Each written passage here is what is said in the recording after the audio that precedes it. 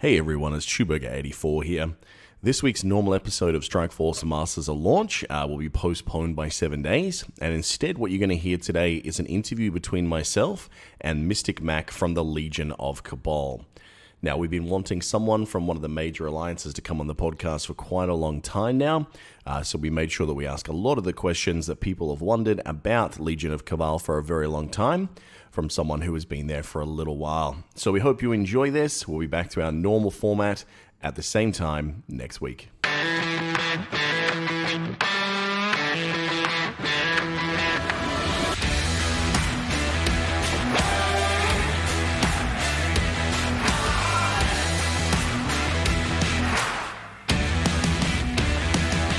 What is up, everyone? It is Chewburger84 from the Strike Force Masters of Launch podcast and the Alternate Reality Network. And today we have a real treat. It's something that we've been asking for quite a long time.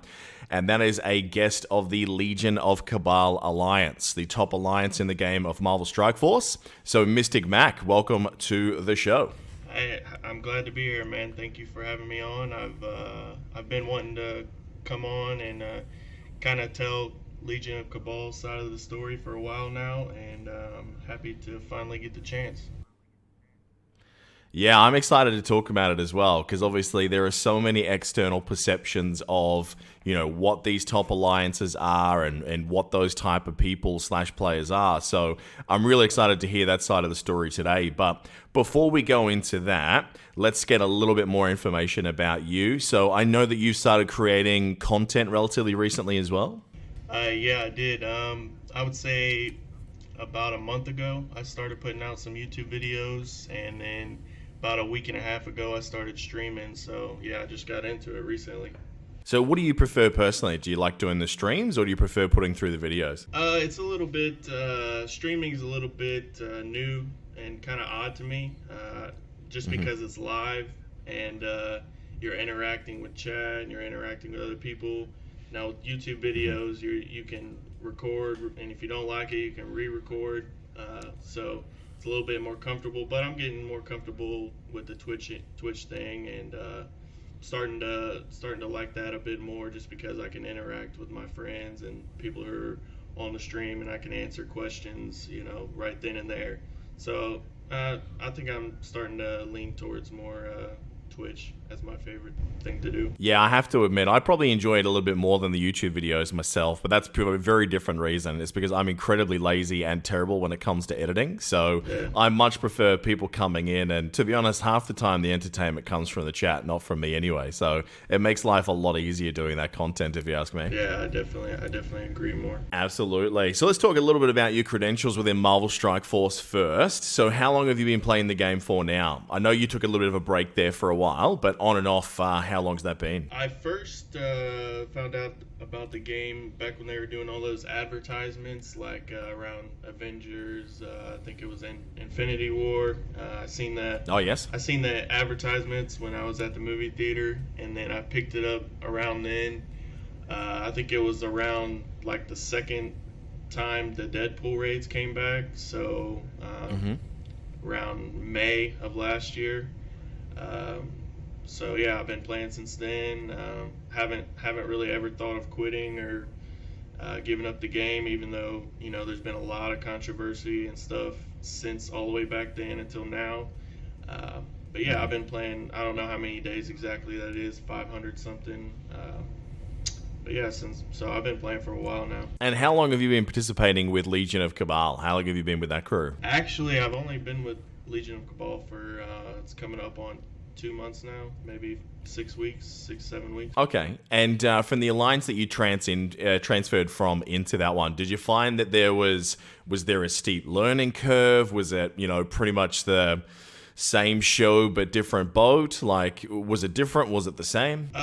It was actually, see, there's a perception of that, and even I had the perception of this, that, you know, I was in a Pants of Hawk cluster. I was in one of the lower alliances. We were still top 50. We were like ranked 40th or so in TCP. So when I moved up to Legion of Cabal, I thought, you know, it's going to be a lot more intense. It's going to be, you know, a lot more strict than it was in my previous alliance, but it turns out it's a lot more relaxed. It's a lot more low key.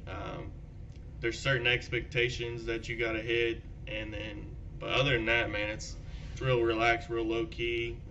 I enjoy it a lot. And have you been as part of that alliance when, say, some new content came out? Like, for example, I imagine that timeline you just gave, you may have had the Ultima 7 test run? I did not. I came in just after they were. I think I might have had one U7 with them, but yeah, when I came in, it was at the end of that. So yeah, I haven't been. I've been like the rest of us, just waiting for it to come back. But yeah, I wasn't really with them when U7 was going on. And when you say there are certain expectations, like obviously every alliance is different. Some are very hard line and they say, no, sorry, mate, you cost us 100%, you're out of here. Where some people will go, okay, tell us what happened, did your car break down or something? What was the story? Like, how strict is it in Legion of Cabal if something goes wrong? Like, is it basically one mistake and then you're gone? No, not at all. I mean, I've made a mistake already, but they're people just like the rest of us. I know there's kind of like a certain majestic era around Legion of Cabal because they're #1 alliance. But, when I got here, I found out they're just people like the rest of us, and they're understanding. And even though I'm one of the lower guys on the crew, they've given me a lot of help, and I messed up a couple times, and they've said, yo, you messed up, let's get better for the next time. So, I mean, everything's been cool here, man. They're cool guys, and, it's not one mistake and you're out. It's nothing like that. It's okay, you made a mistake, let's figure out why you made the mistake and let's get better for the next time. Yeah, so you actually hit on something there, that when it comes to Cabal or even the top Pants of Hulk alliance, there is a lot of secrecy. Like, there's a lot of, we don't really want to give away anything, so we keep a lot of things in-house. And that can lead to a lot of the community coming up with their own perceptions, I suppose, of what Cabal is based on our brief interactions with some of your players, for example.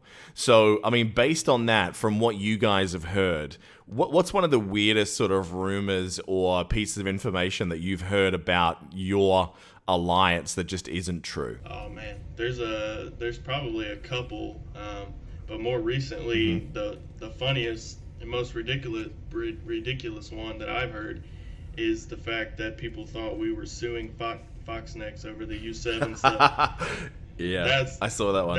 That's completely just made up. I don't know who made that up, but it's ridiculous. I mean, these guys, they have normal lives just like the rest of us. They're busy, they're private, they don't have time to be suing Foxnex or whatever. They don't have the desire to sue Foxnex. So that was completely ridiculous.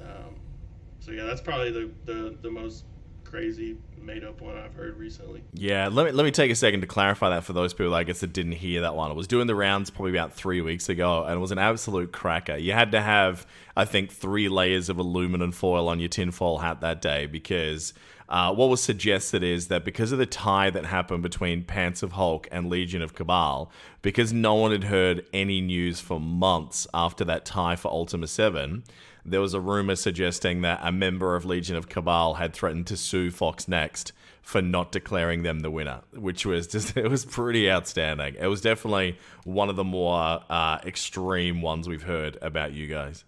Yeah, that probably originated on Reddit. They tend to come up with some conspiracy theories on there, so. Yeah. And what was, I guess, the feeling around Cabal? Because obviously we saw a couple players from Cabal go into the general chats and call a couple of names about Fox Next and Pants of Hulk. I believe the words, PC, PC pussies and that sort of thing was thrown around. It sounds like a few of the guys weren't happy about it. Behind the scenes, was there a really letdown vibe that you guys weren't declared the winner? Well, I can't really speak on that because I wasn't here during the initial aftermath of them announcing it was a tie or whatever. But I can say that they felt like they won the race, so they were a bit upset with Fox Next over declaring a tie. But I mean, it is what it is. At the end of the day, Fox Next is going to do what they want, and it is what it is. Now, while I really like to keep these kind of chats organic, there is one question that obviously I gave you before this interview to talk with your alliance about, because I didn't want anyone to feel blindsided. I wanted you to know I was going to ask this question. And that was the Pants of Hulk guys had sort of leveled an accusation that they were in front during the Ultima 7 raids, which we all saw on the leaderboards.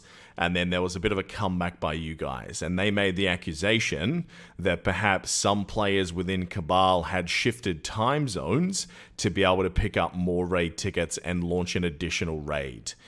So we did ask you that beforehand, and I believe that you had a response come back from someone within your alliance? Yeah, so I wasn't there during that, as I've stated before, but I did ask our leader about that, Fate's Fury, and he gave a statement. He said that time zones were not changed during the U7 event. In fact, that was done before the U7 was ever announced. So that's his statement, basically saying that, the Pants of Hawk just made that up. But, like I said, I wasn't there during that, so I can't really speak on that myself. So just to clarify, they're saying that a time change did happen, but that was before the Ultima 7 event began. Yeah. I'm assuming what he means is before U7 ever got announced, people had changed their time zones to be, or changed their resets to, I don't know, maybe to make it a more easier reset, because if they're having resets at like 3 in the morning or something, they're usually asleep, and it's important to get your tickets in early during, if you're trying to go for a number 1 raid season, it matters what time you get your 600 tickets in. So I'm assuming people changed their reset times for that reason, but like he said, they did it before U7 was ever announced. Now, you mentioned like raid season and leaderboards just there, so let's go with that. So we know that obviously Legion of Cabal have been at the top of raid leaderboards, war leaderboards, you name it, they're always very consistently at the top. A lot of your top guys always very consistently in the top of the Blitz. Widowmaker was the first guy to get out on Fear the Darkness. Like, there's a lot of, I guess, infamy with top of the game with Legion of Cabal.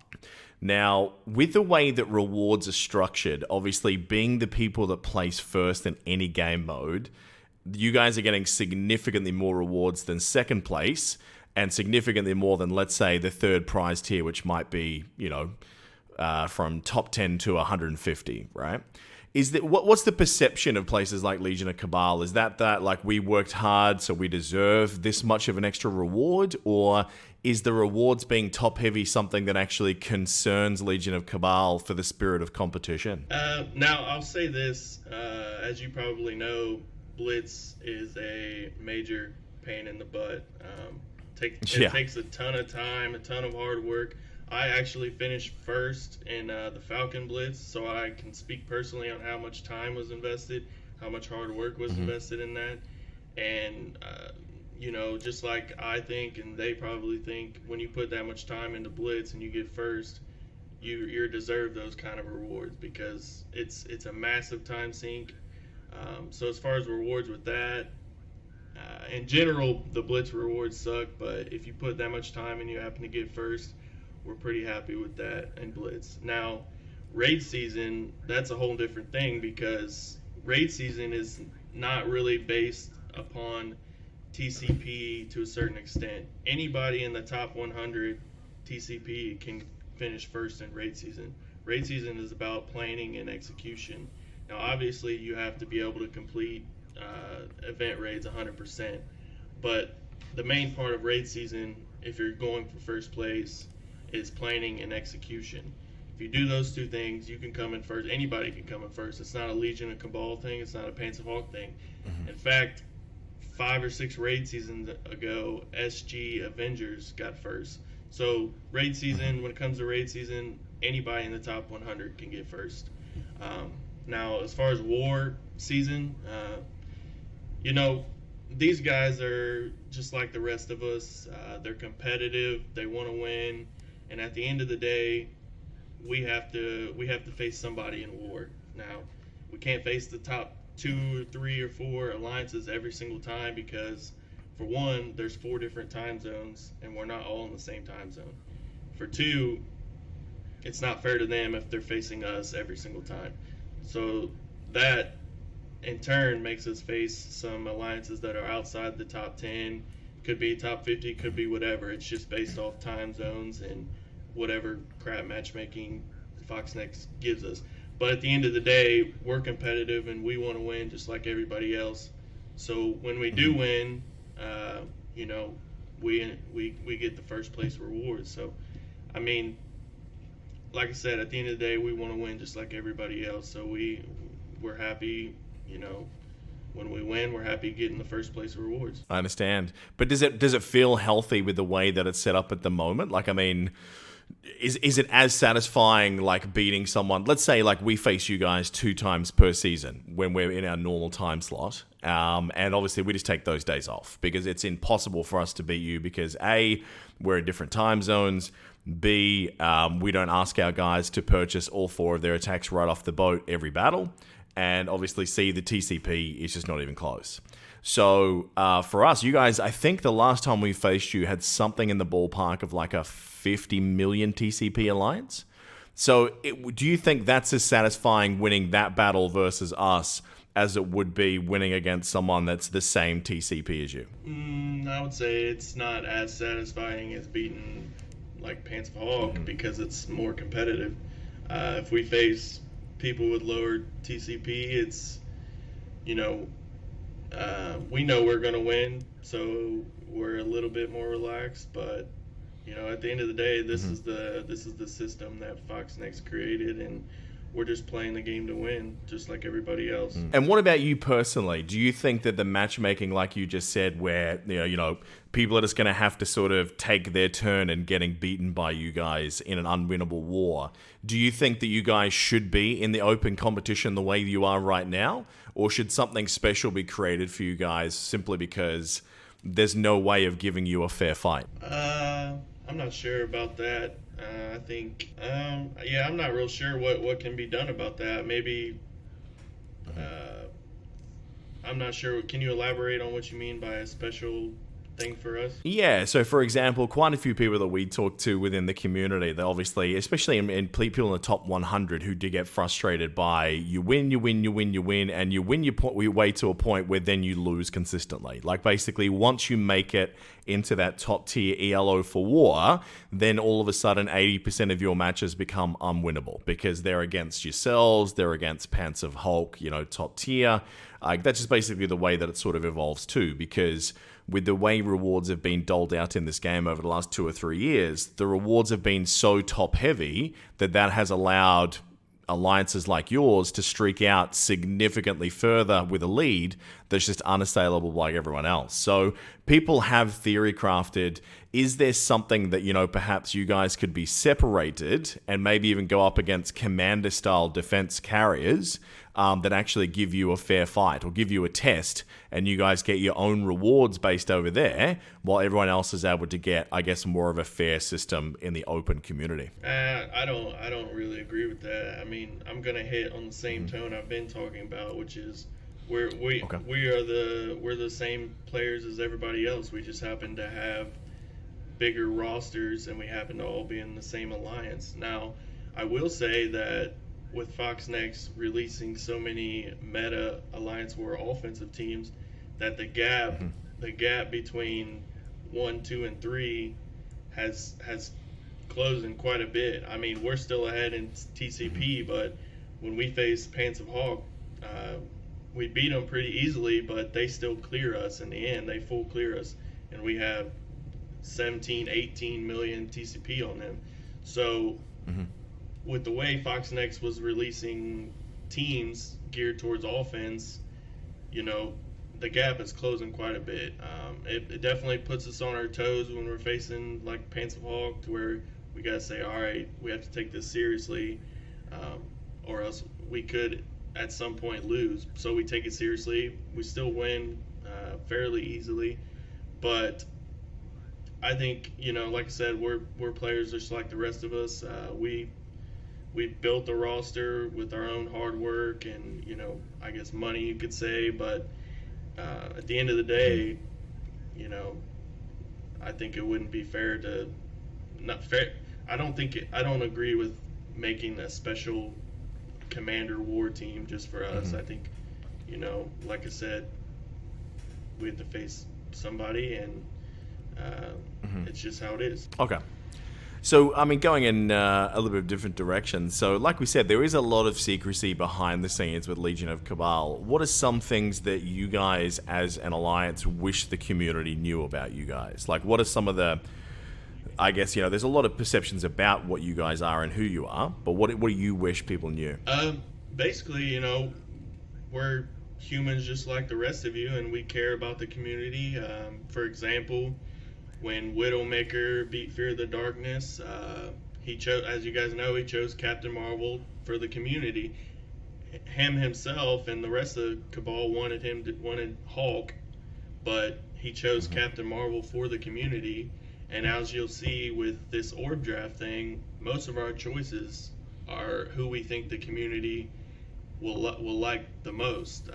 As you've seen yesterday, the first 2 rounds, we picked Power Armor, we picked Loki and Hand Assassin for the Phoenix event. Yeah, we got all those guys 7-star, so we don't really need those guys, but we did it based off who we think the community would like. So I'm just saying we're humans too. We care about the community. We care about the game as a whole, and there's a lot of secrecy. Like I said, majestic era around Legion and Cabal, but we're people too, and we care about the community just like everybody else. I understand. And has anything ever been discussed, like I just say, giving back to the community? Like, for example, if you guys do have a character that you've already bought at 7 stars, and you've already got someone maxed out, is there a conversation of, all right, guys, I'm not going to participate in this blitz because that way a spot opens up for someone else? So maybe they sneak into a top 10, maybe they sneak into a top 100, 1500, etc. Or is it pretty much, no, I need to show that we're the best and get up on the top of the leaderboards anyway? Well, if they have them at 7-star, I don't think they're blitzing for them, so kind of happens naturally. But no, there's no real discussions about blitz. Like I said, most people are in Cabal are pretty quiet, keep to themselves. So I mean, like I said, if they have them at 7-star, naturally they're not going to be blitzing for them. And look, obviously, as someone that is a content creator within an alliance, and I've been in a few different alliances over time, obviously when I was in Sigma, occasionally I would speak my mind on air about things that perhaps they didn't want me to make public, but because I felt it was the right thing to do, I did it anyway. Have you found any challenges sort of, transferring from a player into an emerging content creator that's caused you any friction with the guys at Cabal? Or have they been pretty supportive? They've been pretty supportive. Naturally, there's some, like I said, they're pretty private. They want some things kept private. So I would discuss it with them beforehand, and they give me the go ahead, and it is what it is. But they've been promoting me themselves within the Legion Discord and outside of the Legion Discord. So overall, they've been really supportive. That's great. And what about you as a player? So, for example, what is your biggest team right now? Tell us a little bit about your roster. Like, for example, I asked you the other day about you've got a few 7, 6, and 5 red stars. Yeah, so my biggest team right now is Brotherhood. They're, I think, 345K. I have 6 or 7 300K teams that I'm pulling it up right now. Let me look. But my and this is obviously unbuffed before war TCP scores, right? Or STP scores, yeah. Yeah. So sure. My TCP total is 5.25. My strongest team is 394. Let's see my exact team numbers. Yeah, so Brotherhood's 344. Defenders are 335. Shield 326K.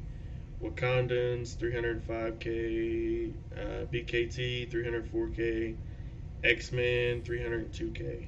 So those are the 300K teams that I have. Okay. And what about individual characters? Who's your favorite character within Marvel Strike Force because of the way they play? I'm having a lot of fun with Wakandans right now, to be honest. I have a 6 red star Killmonger. He's fully maxed, and I'm just having a lot of fun with him and them and the rest of the Wakandans right now. Obviously, we all love X-Men. Phoenix is great. I am starting the Fantastic Four just came out. I'm them pretty high. They're pretty fun in war. But yeah, right now I think my favorite team character Killmonger and the Wakandans. And obviously having a relatively max roster, it gives you the flexibility to, I guess, do some, sandbox type teams that perhaps the rest of us don't have the flexibility to put together. Is there a team that you basically have that's like this weird and wonderful thing that works really well for you outside of the standard metas?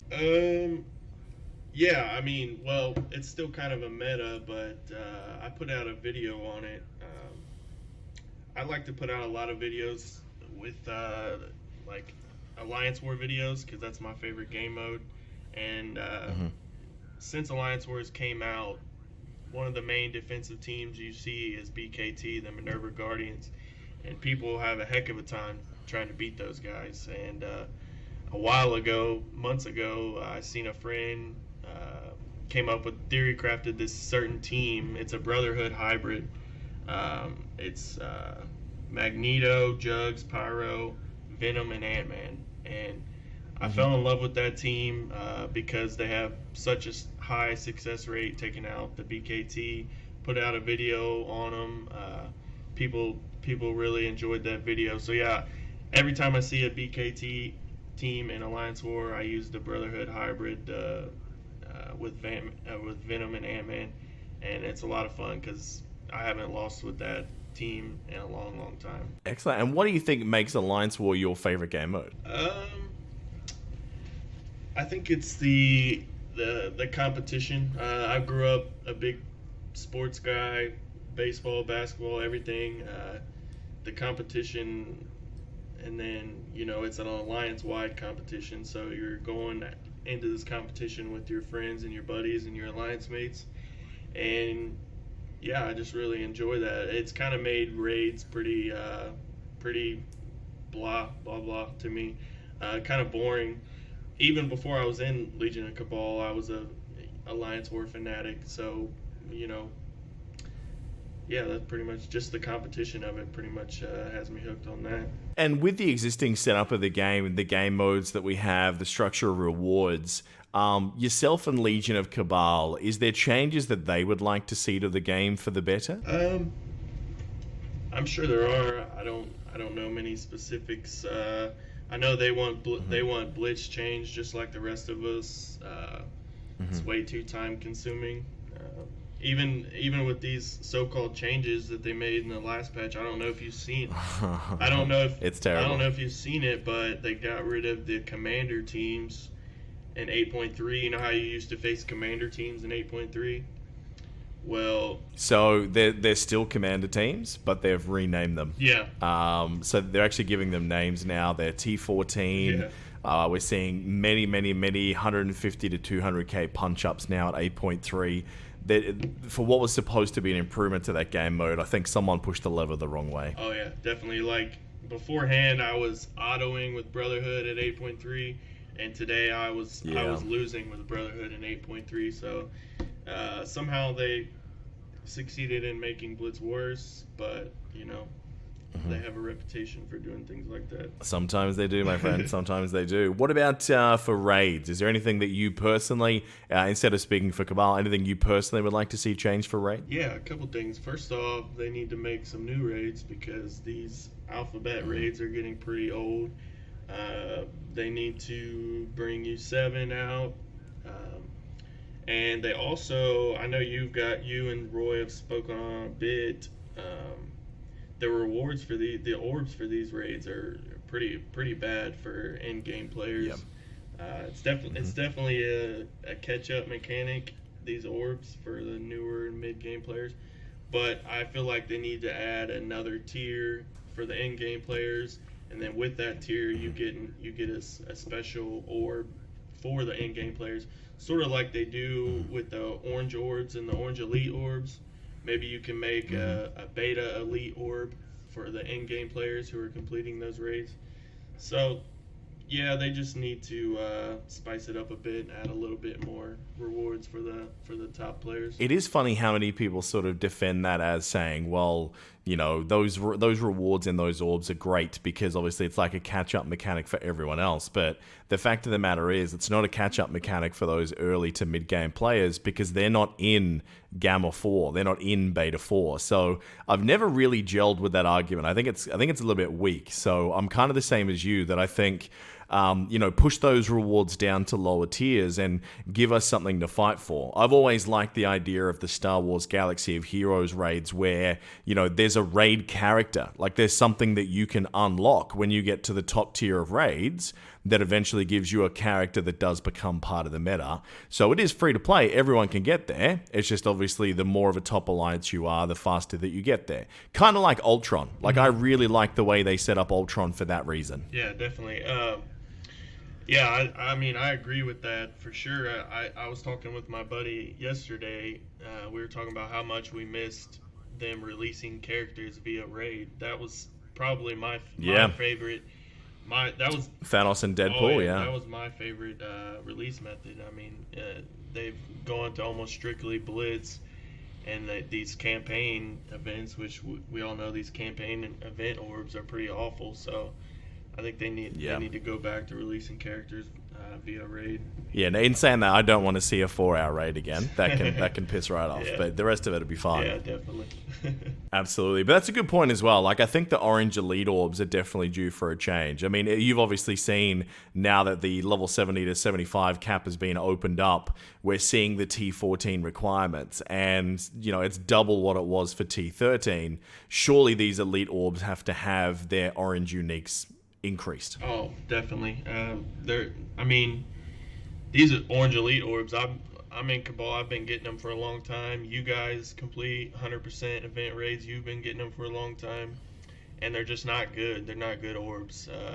They need to. Yeah. They need to, at the very least, guarantee elite or guarantee uniques. They don't guarantee uniques, so you can open 5 of them and not get a single unique, which is pretty pointless to me. So if tier 14 is going to guarantee, or it's going to require 24 uniques on that one piece, we're gonna need more access to them. Oh, absolutely. I mean, especially if they end up creating another, Fear the Darkness style game mode. That's obviously something that really needs to be addressed before we get into that kind of thing, because that'll take a very long time for even, yourselves and ourselves, let alone, anyone outside of the top 10%. Oh yeah. Now, I did see a screenshot on Facebook the other day. I don't know if you've seen this, but somebody had, they were in a battle and they paused the menu. I don't know if it was in Fear the Darkness or what it was, but in the pause the menu, it says, complete the 16 trials of Fear the Darkness before you can challenge Dormammu's ultimate agent of destruction. Yeah, so that's actually been around for a little while. So everyone thought that meant that we're about to get something new, but that's actually the flavor text out of Fear the Darkness. So it's actually alluding to Ultron at this stage. Trust me, when I first heard people talking about it, I was like, oh my god, Dormammu's coming to the game, or we're going to get something along those lines. But no, unfortunately, it looks like a bit of a misdirect on that one. Yeah, it's kind of odd they would put his name in the game in that context, and we don't. Well, just because it is the Dark Dimension, obviously that is the realm of Dormammu. That's pretty much why his name is associated with it so much. I mean, at one stage, I remember in the pre-build-up to Fear the Darkness, they sort of had Dormammu's sort of rough shape of his face, if you will, in the advertising for it. So. Yeah, I mean, I hope that Dormammu and Doom and a lot of the other, big villains like Galactus end up making their way into this game, whether they're as raid bosses or playable characters. Yeah, and here lately, just among the Discords, people have been talking about Dr. Doom as being a possible, next Ultron, which would sort of make sense. He could possibly slot in for Namor and the Fantastic Four and make them a different style of team or whatever, you know what I'm saying? So that would be really cool. They really need to add a new layer of content to that to keep people interested. Yeah, I wonder if we are actually heading towards that now, because Galaxy of Heroes did this where they'd launch like 5 characters on a team, and they were either good or bad in each game mode. And then what would happen over time, they'd release like 6th, 7th, or 8th characters within that faction that would then perhaps, add a healer or a tank, so then you could use them in raids. What we're hearing now with Blitz coming to the game quite likely as a healer, it's like, oh, okay, so maybe we're getting some X-Men characters now that will make them more raid friendly. Who knows? Yeah, that would be pretty cool. Now, I did... Last month they released a bunch of Blitz characters, and then I did notice this month with the patch, it seems a bit bare as far as the release methods. Like, they're releasing Graviton via campaign event, which is tonight, and then they're releasing Invisible Woman via her event, which is at the end of the week of next week, and then they're doing Coulson whenever, but he'll most likely be I'm thinking a milestone release just based off his 180 shard unlock. So that's the only 3 characters they mentioned for this month, and none of the 3 are blitzes. So to me, it seems a little odd and a little bare. Like maybe they're hiding something, or they're gonna do, I don't know, some kind of different kind of content has got to come out this month, or else it's going to be a boring month. Look, I'm not sure about that. I think there's a couple of different ways to look at it. I mean, I certainly get what you're saying, but 3 characters in a month has been pretty much their staple for a while. And let's face it, compared to a lot of other gacha-style games, 3 characters a month is a very healthy release schedule. I would actually argue it's too many. For an average free-to-play especially, it's too many. When you look at how long the tail is, like how long it takes for a character to be farmable. Like where's farmable Falcon? Where's farmable America Chavez? These sort of characters that we want to be able to directly farm. It's just not happening, right? Yeah, I mean, I agree with that, but I just feel like the content side is going to be a bit boring this month. I mean, it's just going to be, once the Invisible Woman event is done, which will be next week. What's going to happen the final 2 weeks of the month? Is it just going to be a Coulson spotlight with however he's released? Which, I mean, it'd be fine. I'm fine with a little bit of a low key month. But I get what you're saying about the releasing too many characters. Well, I mean, going into more what you thought as well, like where I'm coming from for why I think they are shifting away from Blitz this month. I think parts of it's coincidence, but the parts that are not, I mean, I do wonder if with them trying to change the way Blitz functions, if they knew there was a possibility what happened today might happen. Do you know what I mean? Like if they planned for the last thing you want is for us to, code Blitz in a way that just wrecks the experience for almost everyone, and then we release 3 characters that are only by Blitz. Could you imagine the backlash that would come from that? It would be brutal. Oh yeah, definitely. I've already had people come to me like, hey, did you notice Blitz was harder?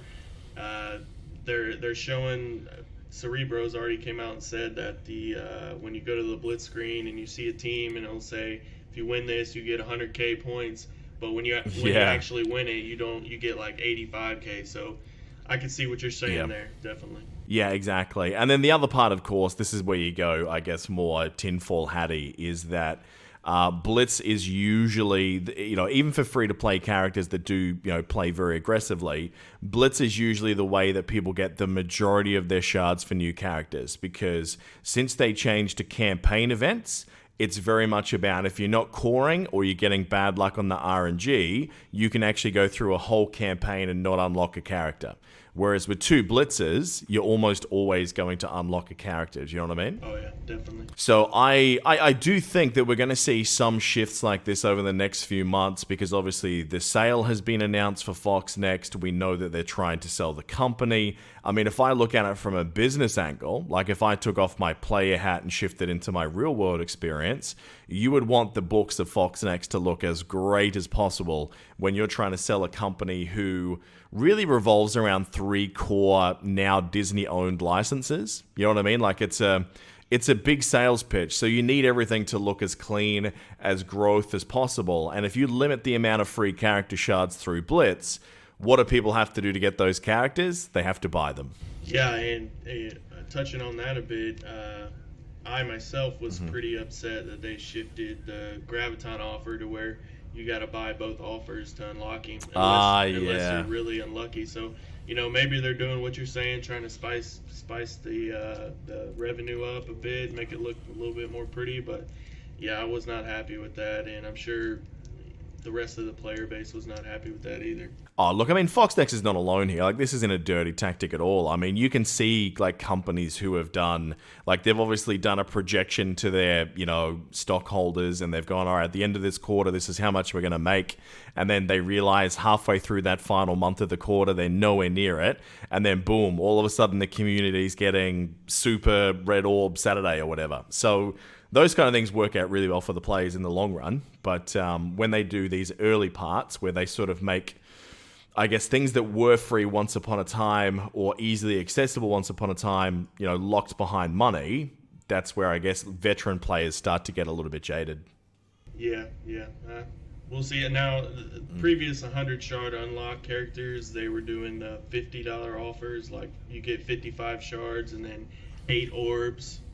So it was $50. So in the end, you're still paying $50 for the unlock, but it's just annoying. Usually I'll only buy one offer of a character release and then I'll blitz for him or whatever.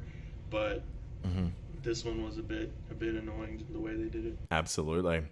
Now, look, last big question for the day, and then we'll let you get out of here, is there's obviously a perception, because the top alliances sometimes assist with, game testing or, they get surveys or whatever, or at least that's what's rumored to happen in regards to, like, the future of the game. Do you think that sometimes the perception that this game is catered to or built to alliances like Cabal is true? Or do you think that there are ways that perhaps the game doesn't cater to alliances like Cabal? I'm not too sure, but at the end of the day, like we spoke on it, they care about making money just like every other business. And the top alliances, the top 20, 50 alliances, they're some of the top spenders in the game. So naturally, they're going to, try to keep those alliances happy, but also, as we've seen of late, and we've heard of late, they're trying to work on some catch-up mechanics for the lower tiered alliances and the lower players. But at the end of the day, they're a business. They want to make money. They got to keep their big dogs happy at the end of the day. Absolutely. And what would you say that you and your guys are content and happy with the state of the game right now? Or would you say that that they're expecting some changes for their continued support of the game? I can't really speak for the other people in Cabal on their mentality as far as the state of the game. I can say that personally, I'm getting a little bored, so I'm hoping there's some new content coming out as far as, whatever it may be, a new game mode, updates to existing game modes, something to spice the game up a bit, and all the top 20, 30 alliances, they've had a lot of, and I'm sure you've seen this, they've had a lot of players quitting lately, selling and just giving up on the game overall. So I think Foxnex really needs to come out with some new stuff and probably do it soon, because here lately it's just been character release after character release, and that's pretty much been the extent of the content. Everyone's asking, where's U7? It's time to release it and make people happy, give some new content to the player base. Absolutely. All right, that's Mystic Mack from Legion of Cabal, everyone. So we've got some links for some of the places that you can find him down below. But, mate, thank you very much for your time today. Hey, thank you for having me on. Let's do it again sometime in the future. I had a lot of fun. Absolutely, mate. No worries at all. All right, so again, this has been Chewburger84 from Strikeforce Masters of Launch podcast. We'll catch you guys with our regular content very soon. Cheers.